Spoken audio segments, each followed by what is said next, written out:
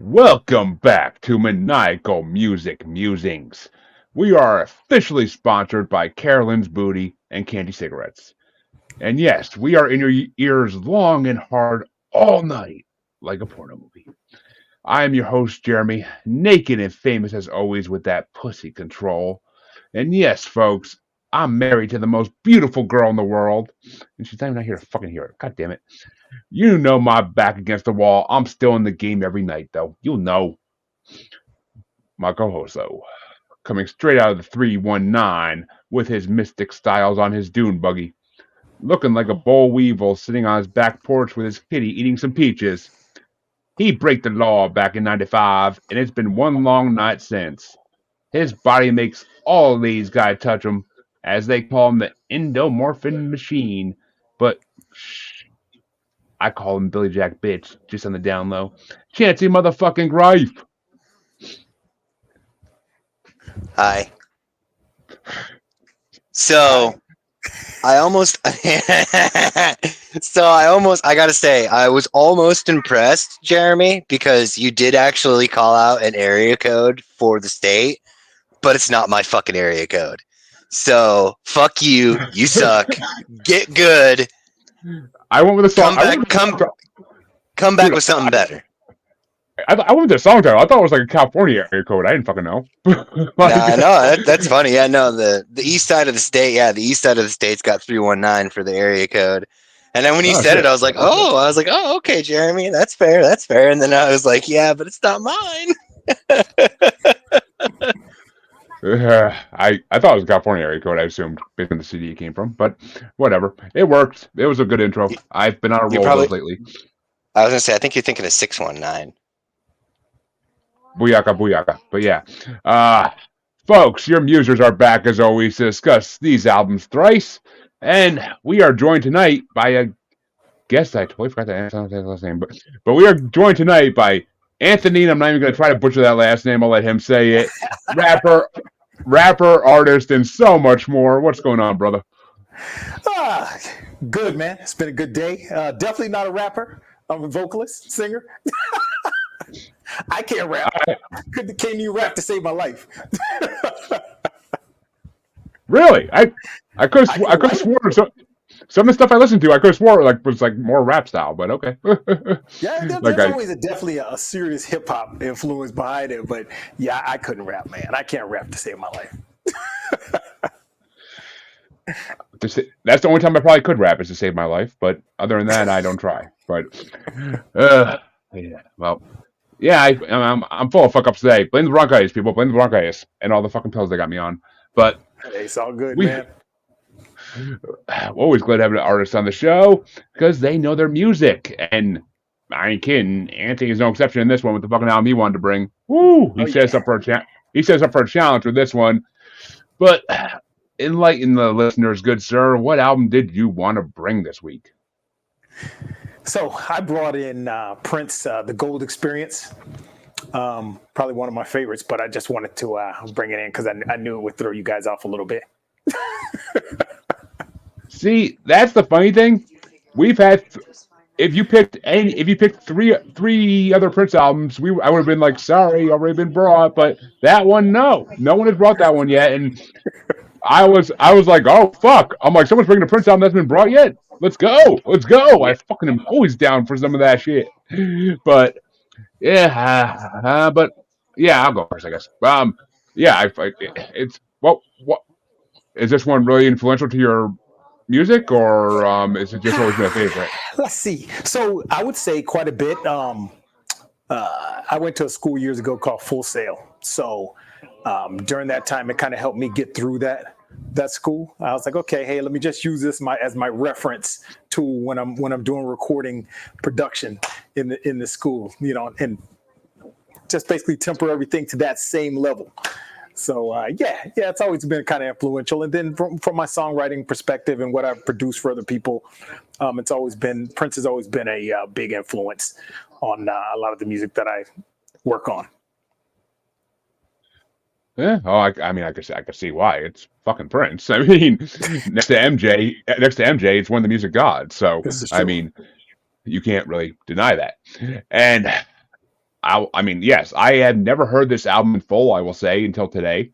I knew a couple of the songs off it, but I never heard a lot of them. And I was see lately it's been a lot of '90s Prince coming on the show. Oh We yeah. done '80s Prince. We did '80s Prince a while back, but it's been a lot of '90s Prince coming on, and I I totally dig the new Power Generation era with the fucking rap and hip hop style to it. I dig it, and Prince got weird in the '90s, and I fucking am down for it. Like this album was overall just such an enjoyable experience.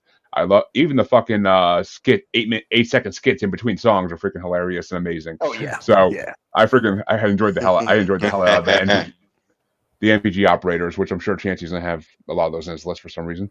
But I I enjoyed the hell out of the freaking album. It was the first time I listened to it today because I funny story. I went to urgent care this morning to find out I have bronchitis, to find out one of my kids has pneumonia, and I was about to go to work, and they're like, "Stay home today. Take your meds. Come back in tomorrow." I'm like, "Okay." I was just gonna say that. I'm, Yeah. I'm like, I heard from a doctor and I heard from a pharmacist bronchitis is not contagious, so I'm like, I'm not worried about it. I'm going to work.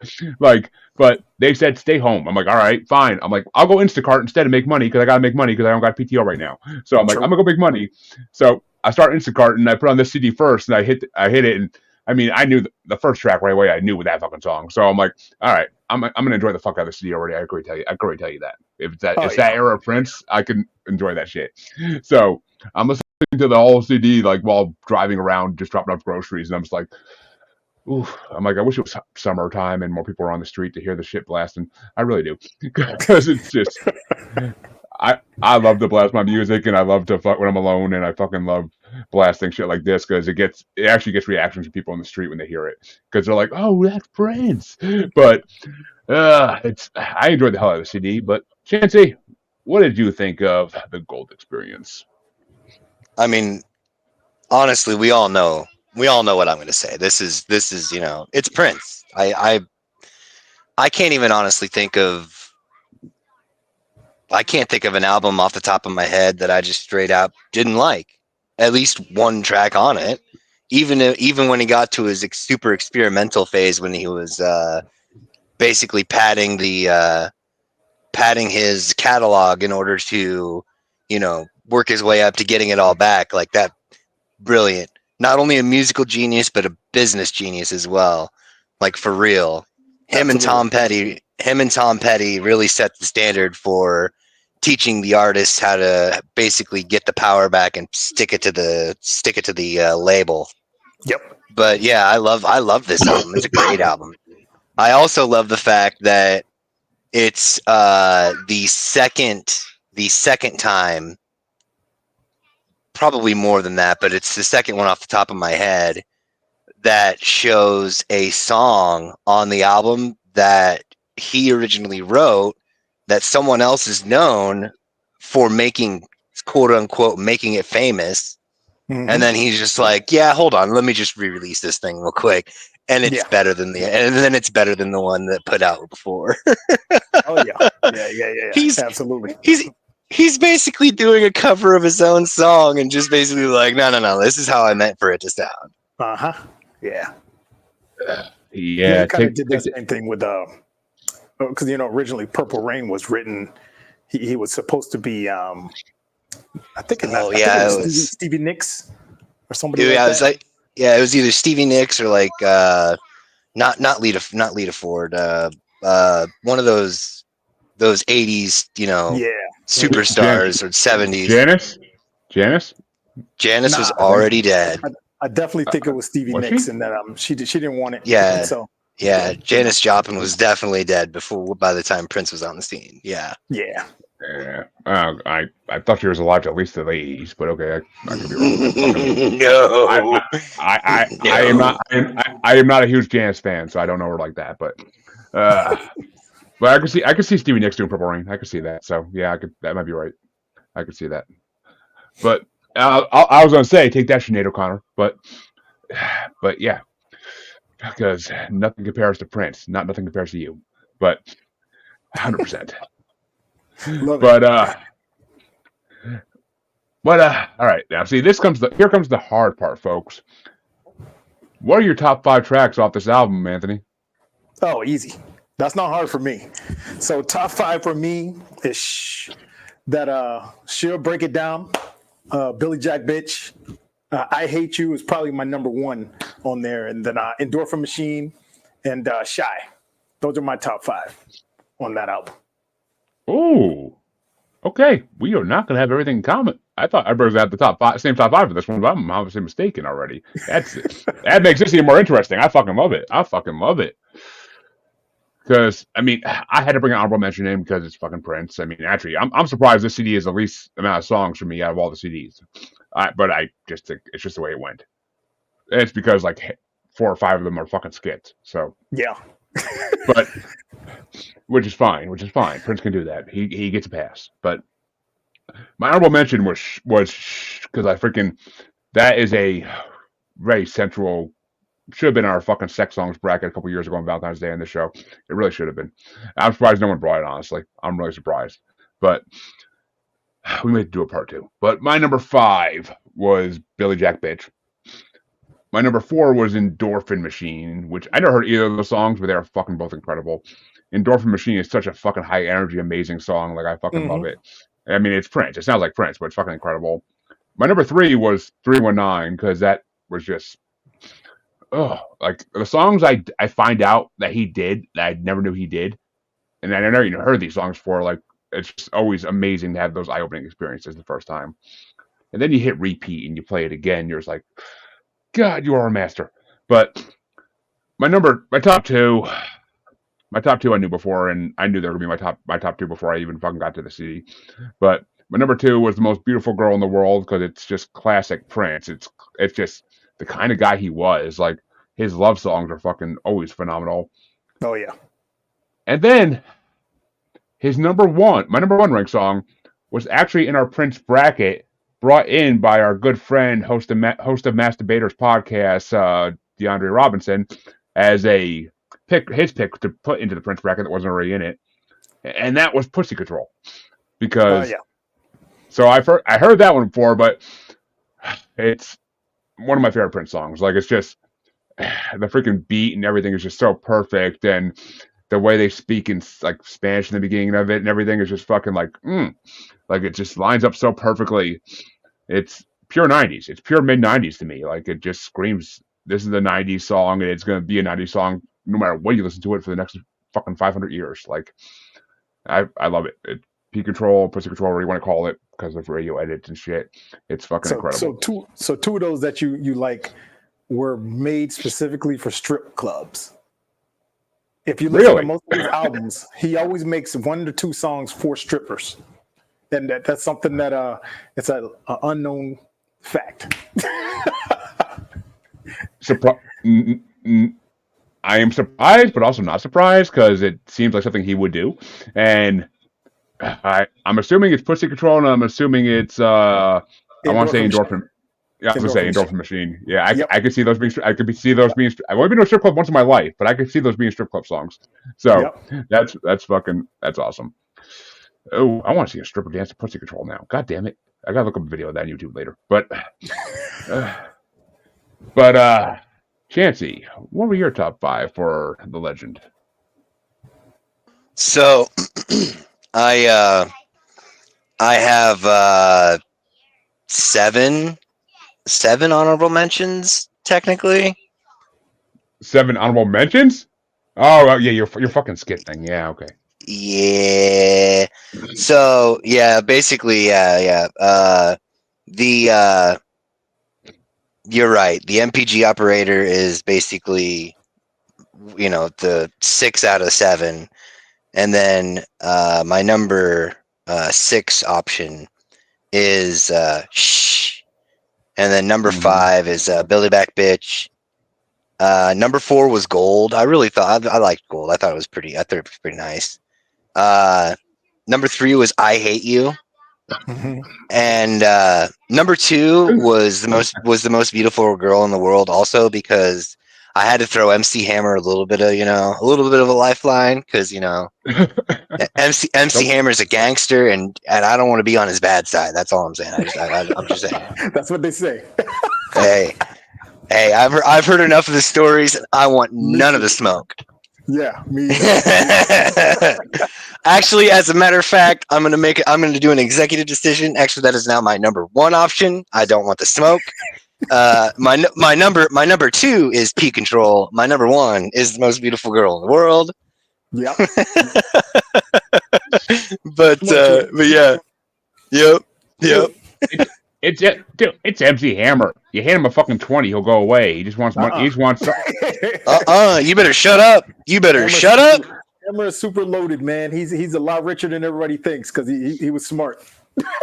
Yeah. That whole bankruptcy thing. He wasn't quite as bankrupt as he let on. Like he let the authorities think that he was bankrupt. Let's take it. But also on top of that, running your mouth talking shit about him being broken shit, it's gonna be your ass. Yeah, pretty much. I mean, the last I saw of MC Hammer, Bart Simpson was buying his mansion and changing it to MC Bart. But yeah. Go ahead, keep saying something. Keep saying something. Just hope you don't end up in LA, man. I'll tell you what. I don't know. Listen, I don't plan. I don't plan to end up in LA anytime soon. I'm good on that. California's all. Me end up in California. That's probably never gonna happen.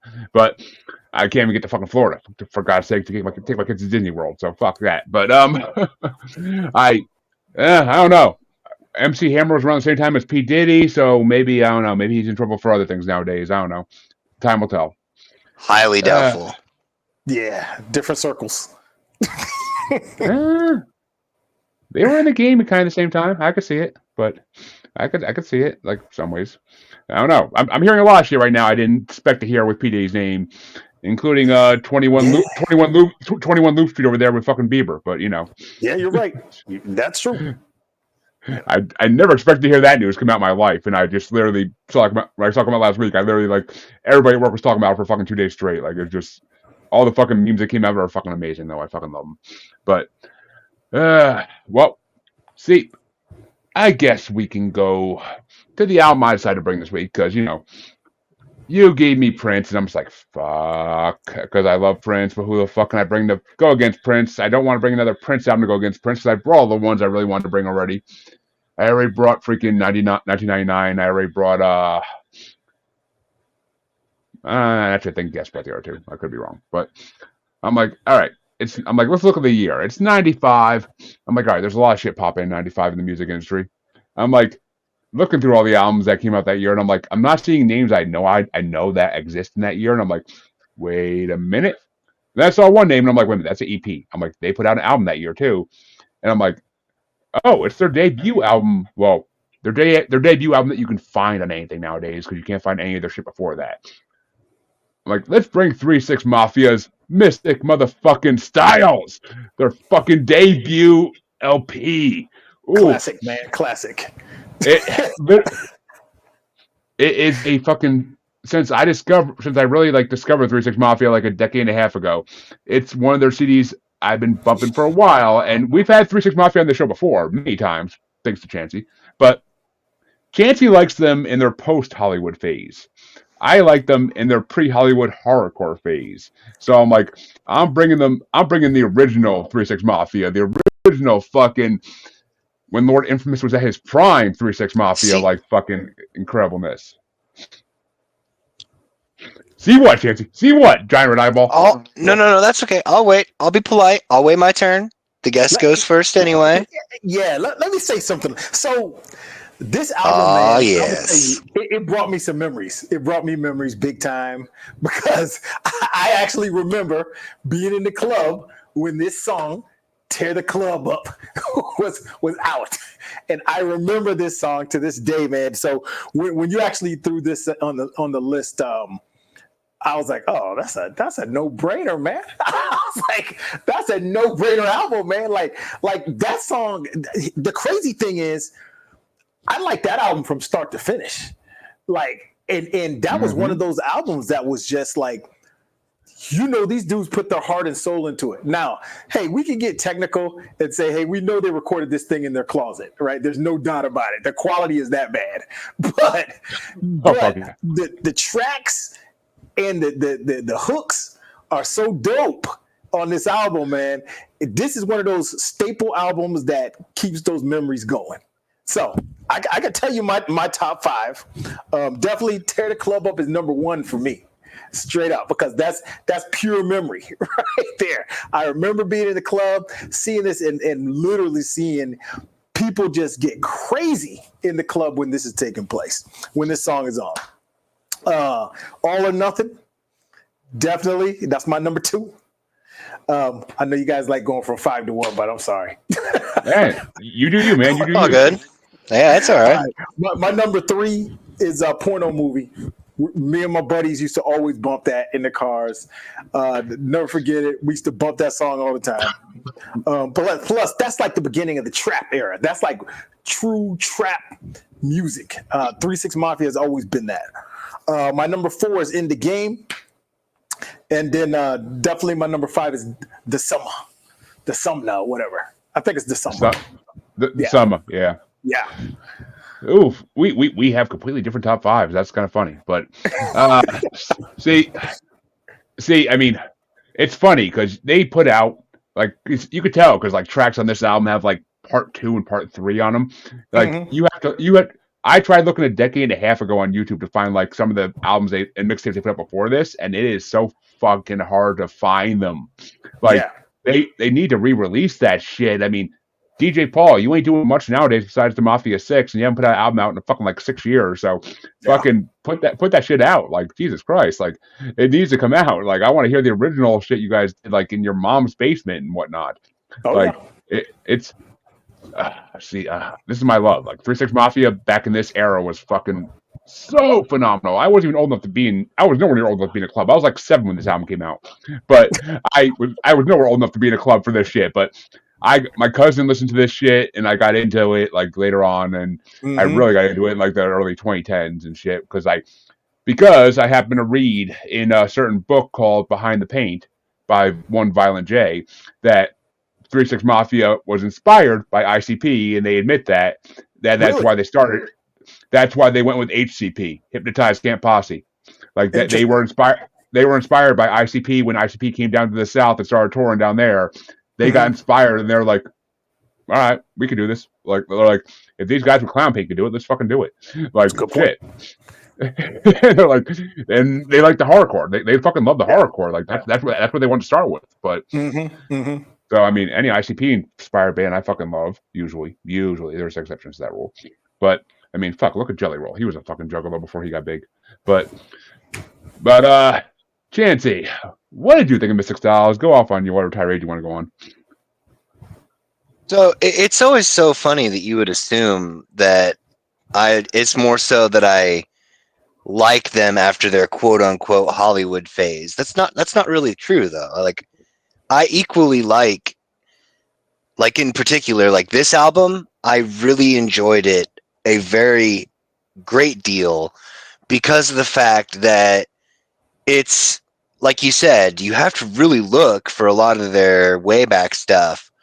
And some of my favorite stuff that they did is stuff that had Koopsta and Lord Infamous and Crunchy Black when he was I don't want to say that he fell off by any means, but Time and Tide waits for no man. Yep. But just for real though, like Lord Infamous was easily one of my favorite, like outside of like KRS-One and those other important rappers that like I said made the words drive the beat rather than putting the words to the beat. Lord Infamous has that. It's not just the sound of his voice, but the way that he uses the sound of his voice to make his flow go. Like case in point, it's not on this album, but like where's the bud? Well, they call me Lord Infamous, but you can call me Scarecrow. But normally people couldn't do that syllable like breakdown and still make sense of it all. But he's got that soft flow to his voice that there's no sharp cutoffs on those syllables, yet he still enunciates the syllables. Yeah. It's something else in and of itself. And I love the fact for Koopsta, he's got like a ominous sing-songy rap flow to him. Yep. And that was like, I always thought that was so awesome. Yeah, And that comes out a lot on this record. it really does, yeah. It's funny because I honestly, DJ Paul and Juicy J have always been like my least favorite of all 3 6 Mafia. Like I always like even Gangsta Boo came before them in my mind with their original raps back in these days. Like what's your fucking name? The Chat. Yeah, Le Chat. Yeah, Le Chat. Yeah, like I mean, we did a Gangsta Boo memorial bracket back when she passed back in January last year, and like I discovered so many songs I never knew she did off her like two solo albums, like fucking Best of Both Worlds and Inquiring Minds are fucking incredible albums, and I will have to bring those on someday, most likely for a female guest, but I'll have to bring those on someday because they are fucking incredible. But I'm sorry, Chancy, was your review over or did you have more? No, I mean, my basic review is pretty well solid. Like, nah, it's just you always assume that just because I always bring up the fact that you always bring up their post Hollywood shit. You never brought their pre Hollywood shit. Well, hey, I mean, don't get me wrong, man. Hard Out Here for a Pimp is good. That's some good stuff. See, that's exactly my point. Because like whenever he has anything to say, my first thing is anytime he ever says anything about anything, and if it has anything remotely close to do with 3 6 Mafia and which version he prefers more, or if he doesn't like this or that, I'm always like, oh, I'm sorry. I wasn't aware of any other rap group that won an Academy Award. True. This is true. I mean, don't get me wrong. Hustle and Flow is a fucking amazing movie. Smack that bitch. Like, smack that hoe. Like, fuck yeah. Yeah. Whoop that trick. Whoop that trick, man. Whoop that trick. Phrase it however you want to phrase it. I love that fucking song. But, I mean, it's... I feel like they lost their originality after they went Hollywood. That's the only way I feel.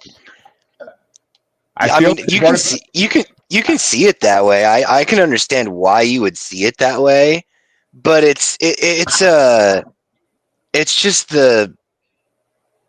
when you get to that point and you already know that you're so good that you can basically just phone it in and still kick ass.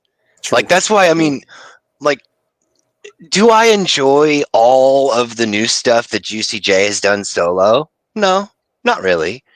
But every time I get a notification that Juicy J just put out another single or that he collaborated with somebody to work on something else, I will always listen to it every time without exception, because Juicy J has an ability, like much like Lord Infamous and Koopsta had their way with their flow. Like, you know, Juicy J's got the same thing with his kind of style. Oh, trust me, Lord Infamous put out many great solo albums before he passed. Oh, I know. He did great. He was a great artist. He wasn't no gift of gab, but nobody is. No, I mean, yeah, no one else could fucking do the outfit aerobics like him. But think about it. Think about it like this: those guys were the true element of trap. Right. They, you know, then you had like the Master P's, and then you had the Lil Waynes and that group, Baby and those guys. All of those trap elements still started from 3 6 Mafia, right? You know, without them, there is none of the others. I understand, and part of me has some remorse for that because I fucking can't stand any of those rappers. But it's just trap rap. I like trap rap to some degree, but it was 3 6 Mafia was the starter, and they were the fucking greatest at it. And no one's ever going to top them in it. No one ever is. Except the Ghetto Boys from Houston. Well, right. Okay, yeah. I was going to say, Boys, you better. You got to give the Ghetto Boys their props, man. I fucking love. I love Ghetto Boys. Don't get me wrong. Ghetto Boys is classic. I fucking love Ghetto Boys. Yeah. My mind's playing trick on me, man. Come on, I've heard 5,000 versions of that song, and ICP's version comes closest, but their version's still the best. Like, yeah. I mean, it's fucking Ghetto Boys all day. But all right, well, I had 3 or more mentions for this album because you had to. It's fucking Mystic Stylez, and I mean, I love this. I used to love this thing's album when I was fucking in my 20s. Like, I'm from Kingston, New York, which is one of the most ghetto towns in New York in certain parts, and I used to deliver pizza through the fucking hood bumping this shit. Just, I mean, partly so I wouldn't get fucking robbed, but also so I wouldn't. So like I was just like I loved it. I fucking bumped this shit, and actually people was like look at me and nod in respect listening to that shit. And I'm like, yeah. And I actually got some good tips of certain smokable substances in aluminum foil. So it worked well. It worked well. But uh, my number 8 porno movie because it's kind of not even really a track to me. It's kind of just like the outro, but it kind of I think it led the way eventually for Slob My Knob. So I gotta give it props. It led to that. But my number 7 was Back Against the Wall because the lyrics in that song are fucking incredible. I love the beat in that song, and I love the fucking sample in that song. In the ghetto, like I fucking love that sample. Like, Yeah.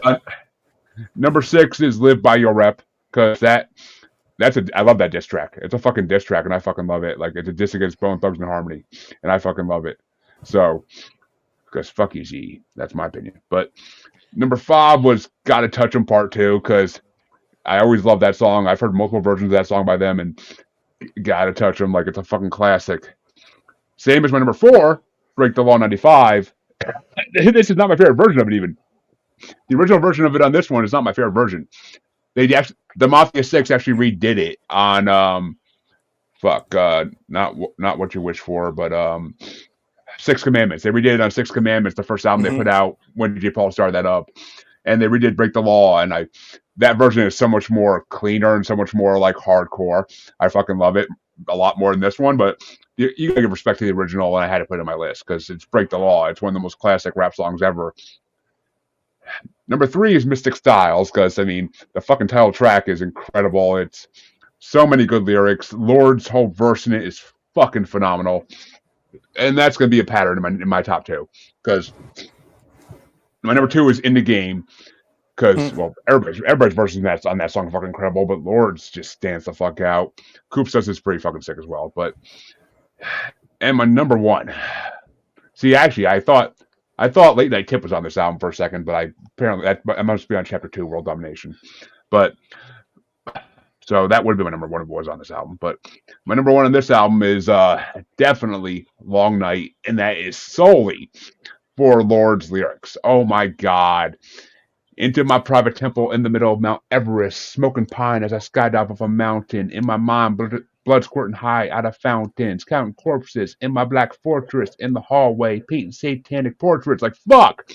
I used to rap that shit from memory all the time. Like, that is one of the most sickest, like, lyric verses in the world right there. Like, Lord Infamous is a fucking god for that little verse right there. Like, oh, and just the way he sings it, just the way he raps it along, like making the beat follow him. It's just, ooh.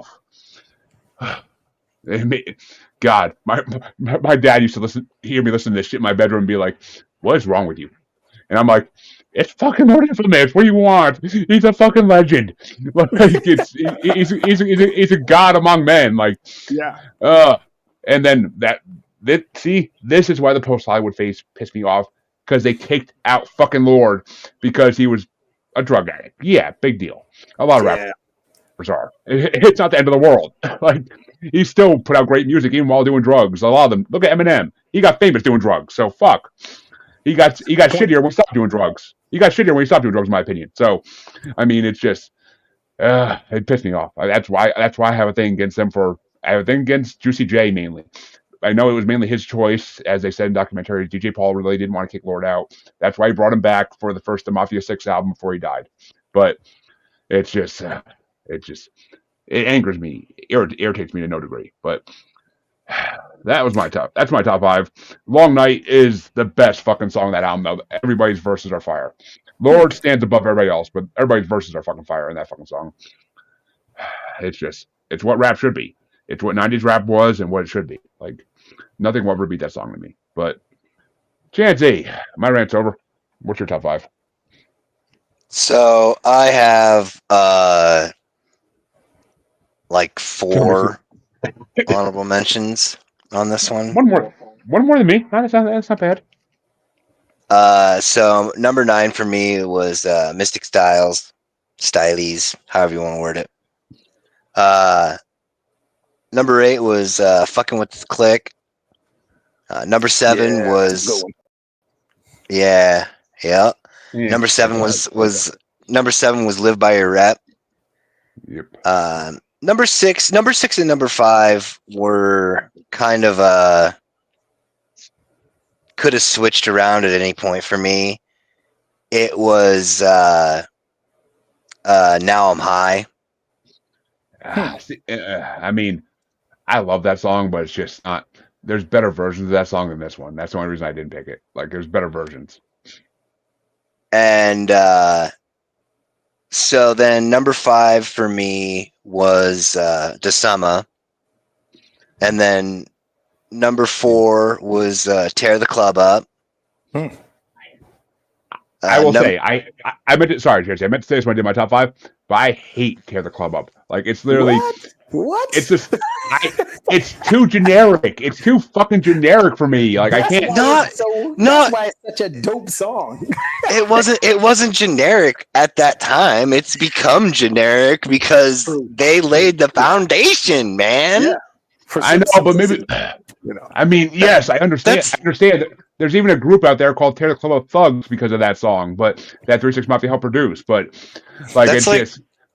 That's literally like seeing. That's like reading fucking that Song of Fire and Ice or whatever they made Game of Thrones off of, and then going back and reading Tolkien and being like, I'm really not into the fantasy genre. It's all pretty fucking general and mid. Yeah. Get the fuck out of here with that shit, okay, man. I never watched an episode of Game of Thrones because I'm a Tolkien fan, but yeah, that's it doesn't matter. It doesn't matter. You could easily do the same thing and just be like, oh, you read, the Song of Fire and Ice and then go back and then read Dune and be like, fantasy sci-fi is general and mid. No, man, no. That shit was awesome. Everything else is general because of its awesomeness. Anyway, Tear the club up, man. Tear the club up. Sir. Yes, that's correct. Memories, man. I'm telling you. That club would get crazy. Oh, I know. I've read stories about like how like clubs would straight shut down after that song played because there'd be fire. There'd be fires and shit. Like, it'd be insane. Yeah. They stopped playing it in clubs, man, because it was like that. Chairs being thrown, everything. So. It's not like it's called, peacefully organized in the club. But number 3 for me was Back Against the Wall. I definitely enjoyed that one. That was pretty solid. Number 2 was Porno Movie. And number 1 for me was Gotta Touch 'Em. Like, pretty much everything with my top 5 is essentially... honestly, everything with most of what I've got here has a lot of spots with, like, Infamous and Koopsta. It's just the ones that have unfortunately passed and didn't really necessarily get to get the props that they had coming to them. It's one of those things. It's like a time capsule. You just get to play it and listen to it and be like, man. Yep, that was great stuff. But Long Night's not in your top fucking 9. It was. I mean, it was okay. It was good, but it wasn't. Definitely wasn't. Gotta touch him. I disagree completely. But I mean, I can live with Break the Law. I can live with this version of Break the Law not being in your top 9. I can live with that, but Long Night. Oh, Jesus Christ, dude. That's in my top 10 3 6 Mafia songs of all time right there. Like, it's just classic. It's fucking them. It's a good song. It is. It is a good song, but I figured I already had 9. You could have made it even 10. I'm not bringing the whole album, man. You know what's crazy, guys? When you go on Spotify and you look at how many streams of these guys' music, like some of the songs have like 11 million, some have more than that. It's crazy, how many people love this group, and they're so influential, man, in hip hop, and that's why they get so much respect. A lot of people respect them, Which I mean, I give it to the post Hollywood phase for that because that's when they got the respect. That's when people started listening to them and checking them out, and That's true. That's when people start hearing the early shit like this, and they're like, "What's this?" And maybe it made a few hardcore fans out there. I mean, if it did, I'm all the more grateful to them for that because hardcore rap fans are some of the greatest people I ever met in my life. I'll go to a hardcore rap concert and I'll make fast friends with a person I never met before in my life, and they're just the dopest people you ever meet because they are just so. I got one for you guys. Have you guys ever heard of a group called Natus? Not a Esham, man. I fucking love Esham. Esham mastermind of the fucking Esham mastermind of the fucking shit. A lot of people have no idea who that is, man. I remember in high school, first time me and my buddies heard them, I was like, "Isn't that Satan?" And they were like, "Yeah, it's just spelled backwards." That's like, yeah, it's actually kind of some dope music, though, man. And then Redman kind of came out of that whole thought process, where he was kind of emulating some of that. I don't know, man. That's some really good stuff. It's actually funny. Our first episode we ever did of this show, it was just me and Chancy. We had no guests yet. He brought, I forget what the fuck he brought the first band American Head Charge. Yeah, American Head Charge, the first band you ever saw live. Mm-hmm. I brought a rap album that few people have ever heard of, but I feel it should be heard by everybody. I brought Esham's Booming Words from Hell. Yeah. And it to this day is one of my top 5 rap albums of all time. I mean, the subjects are a little touchy for nowadays, but early Esham is going to be that way because he was the fucking godfather of hardcore. So what do you expect? Yeah. But that's the first time I ever brought on the show was Booming Words from Hell because I fucking Esham. I love Esham. I've never seen him live. It's on my bucket list to see him live because he rolled with the Hatchet for a while with ICP, and that's how I knew him. But I respect everything he's ever done. He's such a fucking mastermind. 40 years now, I think, in the fucking rap industry, and he's been fucking killing it. Like he still puts out fucking music. He's still fucking incredible. So I love Esham. Like Nadas, oof. That is some of the best music I've ever heard in my life, dude. I fucking love that. A lot of people don't know about them, man. I was like, how can you not know this group? I was talking to somebody like about 2 years ago. They said, I never heard of that in my life. I was like, okay, I can't talk to you then. Who's the? I can't think of who the fuck the third member is. I know it's Esham and Mastermind. I can't think of who the third member is right now. It's killing me. Fuck. Mastermind's fucking incredible though. I love fucking Mastermind. He's on a lot of hardcore artists I listen to as like features, and he's fucking always phenomenal. Like he's just such a good rapper. But yeah. Fucking love Nadas. Sorry to take you off into a different direction. Oh, dude, the fact you brought that up made me fucking love you so much. Like nobody brings up shit like that in this show ever, and the fact you brought that up is like, oh, close to my heart. But all right. With that wormhole officially ventured out of, unfortunately, I gotta bring one of their albums on eventually. I really do, but it's hard because I don't want to scare a guest off by bringing one of their albums on. It's just like it's not for everybody. Like everybody's not gonna love their music. You gotta be artistic and kind of artsy to understand. Hey, this is art because it could go dark. It goes dark. There's no doubt about it. But you gotta be artsy to understand. Okay, this is art, right? So. You don't listen to a man who calls himself the unholy black devil and expect it not to be dark. Come on now. Exactly. Come on now. Come on now. Like, I've brought Boom Words from Hell. I've brought Judgment Day. I brought Kill the Fetus in this show. Kill the Fetus didn't get the love that should have, and Ear to Judgment Day. But Chancy actually appreciated Boom Words from Hell when he heard it. He was like, he looked at the album cover. He's like, it's not what I expected, but it was fucking amazing. Yeah, they're canceled now. Dude, Booming Words from Hell. It's funny as fuck because Esham literally recorded that in his bedroom at his mom's house, and literally when he was like 17 or 18, and the picture on it is him standing in front of his fucking car. Like you expect it to be some like Boys to Men type shit with that album cover, and then like you hear the album and it's like, nope. Not Boys to Men, nowhere near. It's fucking 100% different, 100% great. Like, fucking love Esham. I really do. He should be in the rap and roll. He should be in the Rap Hall of Fame. He really should be. He should be in the Rock and Roll fucking. Hey, they're building a museum in New York or Brooklyn or something. So maybe they'll put them in. They would have to build. They would have to build. Well, I mean, the Rock and Roll Hall of Fame is in Detroit, is it not? No, Am I I'm talking. wrong? They're building a hip hop Oh, like Hall of Fame yeah. museum and all that. I think it's Brooklyn.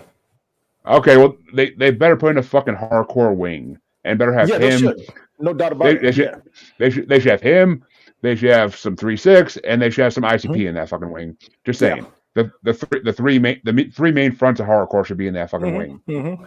And I mean, technically, hardcore was started by fat boys with Ready for Freddy, but I mean, I don't buy Yeah. that shit for I don't buy that shit for a second. That was just a movie promo. Yeah. But Chancy, what album to go in a completely different direction? What album did you what album did you want to bring this week and why? Well, uh, as it so happens, I went with, you sent me the Or album, and I noticed that both of them were from the same year. So I was like, oh, I'll look it up and check it out. And I came across something that I not only have on my like song list, but I also haven't brought it up yet. And I just love at least three of the songs off of this thing. And that's the debut album from the Presidents of the United States of America.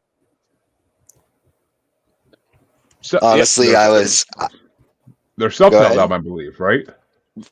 Yeah, the debut album. Yep, self-titled album. Yep. Or actually, no, it's their. I don't know. They may have had one come out beforehand, but it might have been an EP. I'm not 100% on that. Doesn't matter. I don't think they did, but yeah. But honestly, I was like 10 or 11 when it came out and first heard it, and the first song, everybody's always like, oh, the first song I heard off of that album was Peaches. That wasn't the first song I heard off of that album. First Me song either. I heard But, off of that, it was Lump. mm-hmm. And I was hooked solid.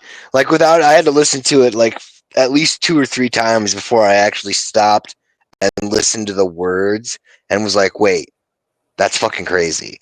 Because I was too busy being, focused and taken away, and like the beat, like just the way that it starts. It's just there's so many things, there's so many variables just in that one song that are so unconventional and yet still maintains the ability to grasp your attention. Because it's not very many songs that just start off with I would say slow mid-tempo snare drum. Mm-hmm. There's not too many of them out there, especially that are in kind of that pocket, so to speak. Yeah. But yeah, no, as soon as I saw it as an availability and then realized I hadn't brought it yet, I was like, oh yeah, I'm doing it. It's happening. Which I'm kind of down to hear. Anthony, what did you think of the Presidents of the United States of America? Yeah. So I'm going to go a little technical with it. It's interesting because when you gave me the list, and I said, oh, you know what? I'm not even sure if I know that group. And then, the song that I actually knew was Candy. And why? I'll tell you why. The reason I knew Candy, because I like songs that I always like music that they use the bass guitar differently than a funk bass guitars, right? So like probably one of my favorite groups, probably from all this time, this whole era with them, is like The Cure. I've always liked The Cure. Yeah. And I like because I like how they always use the bass guitar in all of their music. Like the way that they use it. It's so different. Even though it's funky, the way that they're playing it, it's not the Bootsy Collins funk. You know what I mean? And I love Bootsy Collins funk. Don't get me wrong, but I love how like some of these, like especially these English bands and these bands like this group, which I didn't even know this was their song, but until I was listening to it, I was like, oh, I know that song, Candy, because I've always liked that song. The way that they play the bass guitar. That's in it. So that's what drives me with a lot of their songs is like that, and you can tell that the guy is a technically sound bass guitarist because he's playing it almost like an electric guitar. Yeah. If that makes any sense. Oh, it makes perfect sense. Yeah. To me. Yeah, it makes sense. I mean, 100%. I mean, it's funny because I never knew President of the United States of America besides like a couple songs like Lump that were big in the 90s. Like, I never really gave him a chance and never really like sat down and listened to an album because, you know, why would I? It just never came across I never knew anybody that was really into them. And so when Chancy brought this album, I'm like, all right. I'm like, it's finally time. I'm like, I'll give him a shot. And the fact that he brought the debut album, I mean, I always like listening to music from beginning to end. So starting off the debut album is always like a fucking high point to me. And I actually was listening to this. I listened to this album today while I was cleaning up my basement, and I got like this evening actually, and it was actually fucking enjoyable as hell because it was just good. Like, it was good background music for like just doing shit, like just doing work around the house. Like, you don't have to. It's not music where you have to like really pay attention to the lyrics too hard because it's not hard to understand like what they're trying to go for. And I mean that's good though. I'm not trying to say it's a bad thing. I mean, I like simple bands sometimes because it's just like It's like Weezer. Like, I don't have to fucking sit down and diagnose like every Weezer song. Like, oh, this is what they're trying to say in this line. Like, no, it's Weezer. I know what they're trying to say. Like, it's just 90s bands were good for that a lot of times, and this band is no exception. I mean, I have more songs from this album than I do for any other album. For fuck's sake. So, I mean, it's just the way it goes. I fucking enjoyed the shit out of this album, and I actually didn't know that the song you mentioned, Chancy, I did not know was their song. I never knew that was them. Oh yeah. I thought it was like I thought that was originally like a country artist. Like, I thought it was like a old school like Johnny Cash or some shit. Like, or maybe even Willie Nelson. Maybe even Willie Nelson. But I mean, I think there's different versions of that. I'm pretty sure, but isn't there not? Didn't some country artists redo that song in like the last 10 years? I'm sure that's probably the case in some capacity. I mean, it's just because I think that's how I know that song because I think I heard it on like a radio station at like somewhere and like it was fucking a country art, like more a country flow to it. But I enjoyed the fuck out of this album, and honestly, after the last two albums you brought, the last two episodes, Chancy, this was a fucking relief and a fucking great able to enjoy it compared to the other two albums. So I didn't have to sit there and look at the lyrics while I was listening to it. So. Because you couldn't understand the lyrics in the last two albums. But in this album, I could do other shit while I did. So, fucking A. But, Chancy, what were your top 5 off this album? Well, my top 7. Oh, I got you beat, so I'm not worried. That's okay. Number 7 was Naked and Famous. Number 6. Yep. Number 6 was Kitty. Number 7 or number 5, I mean, was Doom Buggy. Number 4 was Kick Out the Jams. I mean, anybody pulling the cover off the MC5 is that's aces in my book. Number 3 was Peaches. Number 2 was Back Porch. And number 1, of course, obviously, is Lump. Okay. Yeah, I mean, what can I say? He's Gump. He's Gump. He's not that bright. Yeah, I figured that was where it was either going to end up or, I had to throw in the Weird Al reference. But, Anthony, what were your top 5 on this album? Because I'm kind of dying to hear. Yeah. So I'm going to start at 5. Gump was my 5, right? So that was my 5. Body was number 4. Really, because I like the whole cinematic and how descriptive they are in that song. Just everything is very descriptive in that song. My number 3 is Carolyn's Booty. You know, I just like that fun element. I just like that style. I love that from like the early 90s through all of the 90s, that fun element. My number 2 is Candy Cigarette. That one reminds me the most of The Cure. I like The Cure. So anything that reminds me of that, I'm like, okay, that's dope. And then my number 1 is Candy. That bass guitar, man, nice. I'm feeling it. I just love how he rips through the bass on that song and all through most of the songs. It's just really dope how he plays the bass, how they play the bass in it. So, see, that's my top 5. See, I technically got top 11, and that's the funny shit is it kind of mixes both of your top 5s together, because and this probably could change if I listen to it any other day too, but My number 11 was Doom Buggy, which was a lot higher originally. My number 10 was Candy Cigarette because it's funny. My kids actually this summer got into candy cigarettes because I found a little convenience store that sells them, and which is hard nowadays to find a store that sells candy cigarettes because they're so like no nowadays because it promotes kids to smoke. No, it doesn't. Shut the fuck up. They don't even blow out smoke like they used to when I was a kid. But my number 9 was Peaches because it's a classic. And I swear to God, it's a country. I feel like some country star did that, but my number 8 was Kitty because that song was fucking hilarious. I love Kitty. Like that song is so fucking hilarious. And of course, Chancy, I'm thinking you're a fucking cat the whole time I'm fucking hearing that. I'm like, this is why Chancy likes his albums because he probably fucking sits there singing that to his cat. Yeah. But if he has his camera on, I guarantee at some point his cat likes to jump up and put his ass in it. It just is the way it goes. But actually, with a lot of podcasters, it's just a thing. I don't know. I think cats know when we're on camera and they like to put their ass into it. I don't know. But my number 7 was Boll Weevil because that song is fucking hilarious too. And my number 6 was Body because I like songs like that are that descriptive. So number 6 was fucking awesome. Number 5 was Naked and Famous because I was like, how the fuck have I not heard this song before? This is a Jeremy song. This is a song I would sing when I was a kid if I knew it. Like it so is. Like number 4 is Back Porch because I could easily see that being me someday. So yeah, Back Porch number 4. And then once again with the descriptiveness, number 3 was Carolyn's Booty because I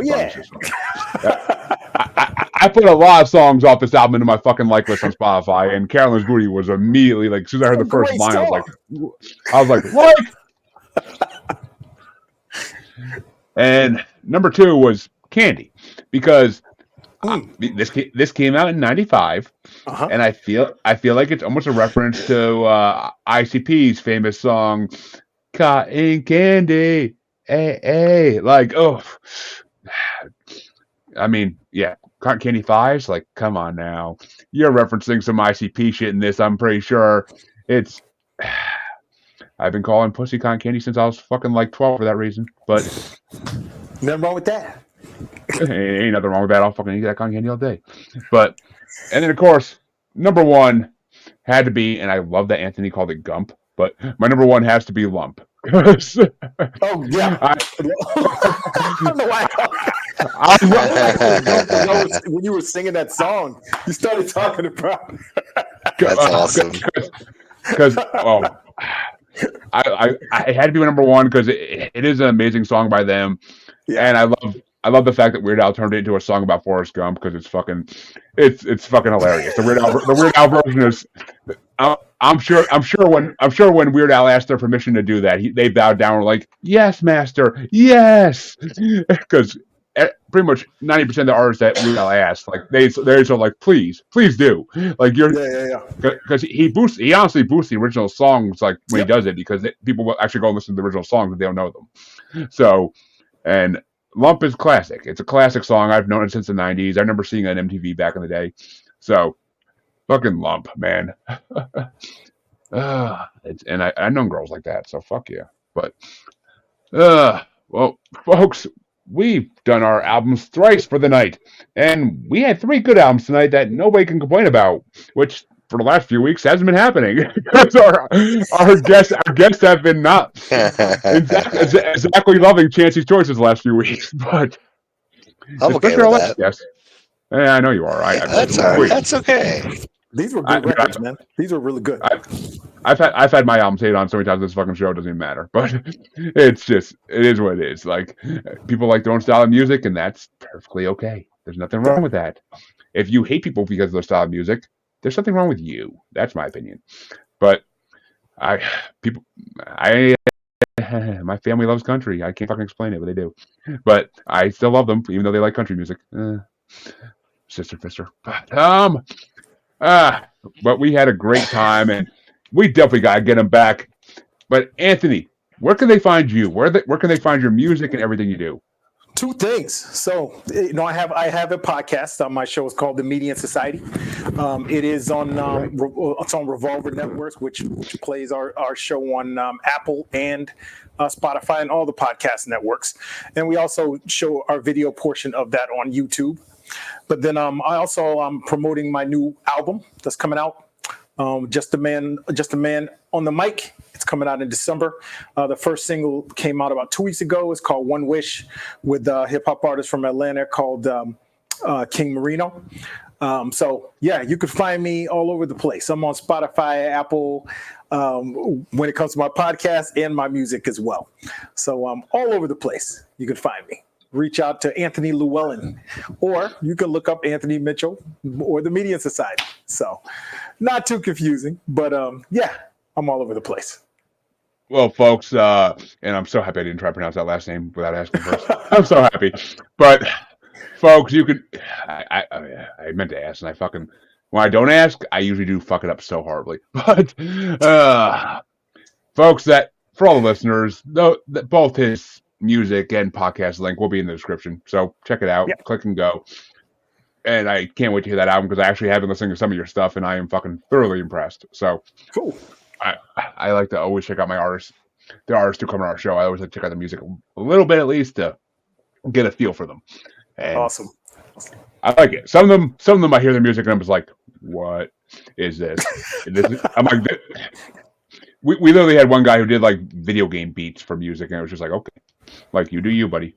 But and then there's one guy, Blake Shelton, that's like, he sings like anti-religious songs, like in a pop fashion, and his one song, Legalism, has been playing on my Spotify like random list a lot lately, and I'm kind of digging it. I'm kind of digging the fuck out of it. I don't know why. Like, every time that song comes on, I can't skip it. It's just like such a good song. But I don't know why. And he actually brought his album on the show, like, which you are more than welcome to come back in December if you like, and bring your album on the show. Absolutely. We will gladly listen to the whole album and tell you what we think. Yeah, we got some really cool producers on it. So yeah, looking forward to it. That'd be really cool. I'll definitely reach out. I'll definitely reach back out to you in December, because we will be taking a break in the end of November for the birth of my third child. But awesome. We will. Congrats. Thank you. But by mid-December at the latest, we'll be coming back for. Okay. I mean, this show I can't really do a long hiatus from. My other show, fuck yeah, I'm taking like a fucking 2-3 month hiatus off that at least. I got enough episodes of that to go for a fucking year if I wanted to. So I'm good. But Chancy, where can they find your glorious self? Well, I mean, the Red Eye Roundtable on Instagram and TikTok, and Red Eye Table on X, and the scavenger hunt is still ongoing. No real takers yet. Potentials, though. Just gotta wait for them to reply. I know it's been. Oh well, shit. All right, cool. I didn't know there's anybody else that actually is like taking the scavenger hunt and found you. So fuck yeah. But yeah, you got to go through and check the message requests if they don't know you, kind of thing. Yeah. I've had a few people who want to be on my podcast get lost in that for like fucking a year, and then I'm like, my bad, you can come on. But it happens, especially when you have 2 messenger accounts. But folks, you can find both your musers on Facebook as the Uncensored, Unapologetic, and Untamed YouTube Podcast Collective. You can find us on XX Baby and the Gram as that Juggalo Bastard.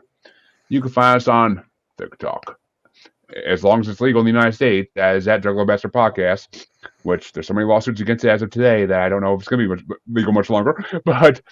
And you can find us on YouTube, of course, as Maniacal Music Musings, where you can see my pretty face, and you can see a giant red eyeball, or giant red asshole, whatever you want to call it. But and of course, we're always a proud member of Blind Knowledge Network and Parapost Network, because, all knowledge is blind until you play with Carolyn's booty. So be sure to come back next week and check out another great episode. Of